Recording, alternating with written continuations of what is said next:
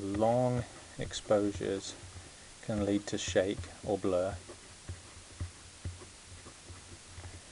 which is, we'll just call it blur, motion blur, which is the shaking of the camera, and is inevitable.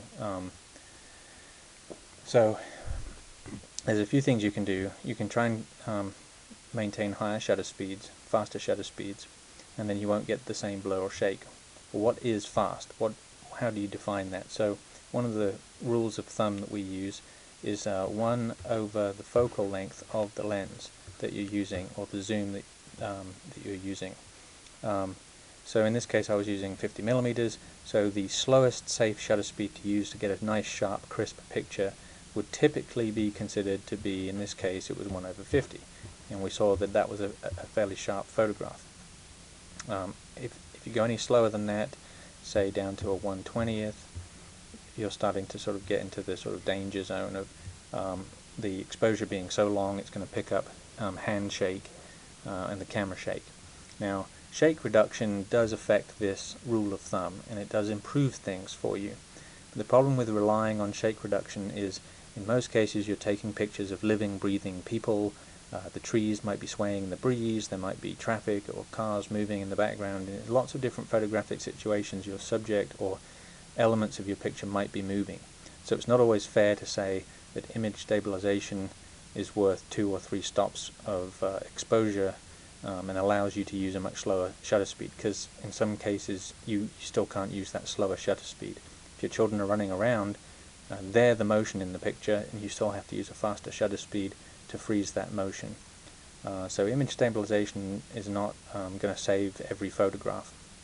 It is handy in those situations though, where you're taking an image of something that's not moving, and it can help you out if you don't have a tripod handy or whatever.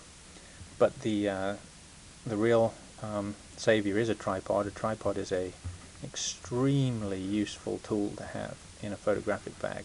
It's one of the first things you should buy. It's going to enable you to take a lot of interesting pictures with long shutter speeds, long exposures, and it's an extremely cheap tool for what it can do.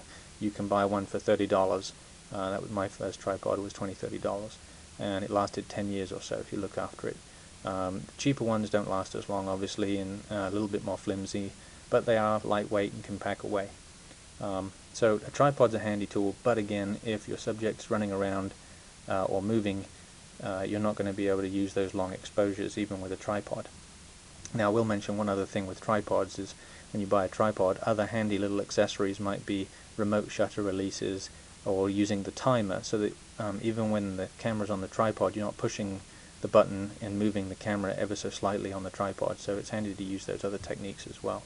We might cover that in another video. Having said all that, sometimes long exposures can be useful, and you can use it to isolate the subject from the background again. And I do that sometimes with car photography. In this case is a picture of a Corvette. If you can pan with the subject and track the subject with the camera, in this case I actually use what we call a rig, and the camera's mounted to the car, but you can pan with the subject, track with the subject using a longer, slower shutter speed. The background becomes blurred, and so you can use that motion to make the background basically just a big blurry mess, and it sort of isolates the subject. Now the car is the only really visible thing in the picture. It also gives you a sense of speed and motion, and some objects like cars and motorcycles and bikes and all sorts of athletes and other things are supposed to be in motion, and sometimes it can be kind of nice to express that motion in the photograph. So that's what I did with this picture, and I do it quite often with cars. So it's a handy technique.